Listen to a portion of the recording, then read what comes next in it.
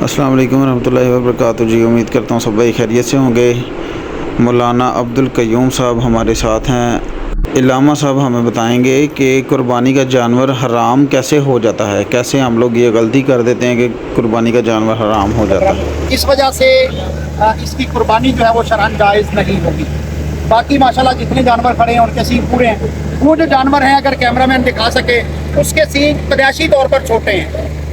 Cameraman साहब अगर वो दिखा सकें वो जो जानवर है उसके सींग पैदाइशी तौर पर दुरुस्त हैं, यानी इतने ही रहे हैं, उसको काटे नहीं गए, लेकिन इसके सींग जो हैं ये ठीक नहीं है।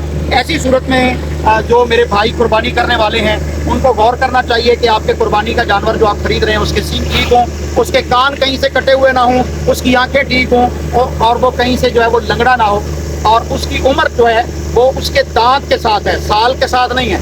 उसके 2 दांत जो है वो टूट के दोबारा आ चुके हों तो वो कुर्बानी के लिए बिल्कुल जायज़ है।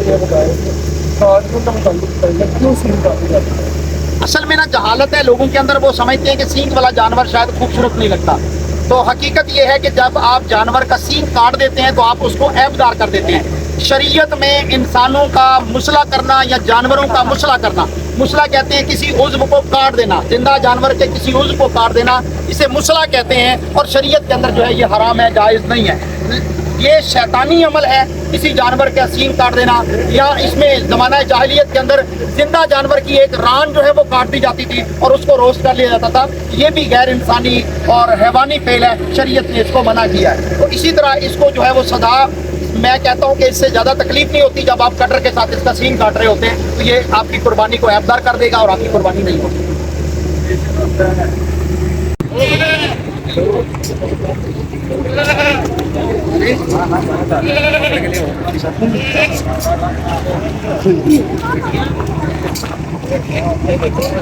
बिस्मिल्लाहिर्रहमानिर्रहीम। हम इस वक्त मंडी में मौजूद हैं और ये जो हमारे सामने जानवर है इसे चक्की वाला दुम्बा कहते हैं, और इसकी कुर्बानी भी माशाल्लाह बहुत ही ज़बरदस्त, गोश्त भी बड़ा आउट क्लास होता है। इसमें जानवरों के अंदर ख़ास तौर पे ये देखना चाहिए कि ये कमज़ोर ना हो, इनके सींग जो हैं वो पूरे होने चाहिए। जैसा कि ये जानवर है इसके सींग माशाल्लाह बिल्कुल पूरे हैं। लेकिन यहीं पर ही मैं आपको एक ऐसा जानवर दिखाने लगा हूँ जिसके जो है वो सींग टूटे हुए हैं, लेकिन लोगों को आमतौर पर उसका पता नहीं चलेगा। अभी मैं जो है वो जानवर दिखाता हूँ आपको।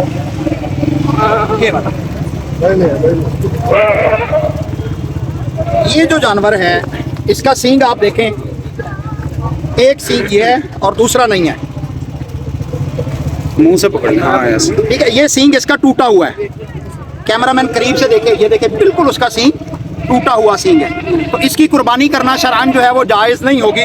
और इसके गले में ये तवीज़ भी इन्होंने डाला हुआ है, पता नहीं ये तवीज़ क्यों डालते हैं, हालांकि हम मुसलमान हैं और हमें अल्लाह पर यकीन होना चाहिए।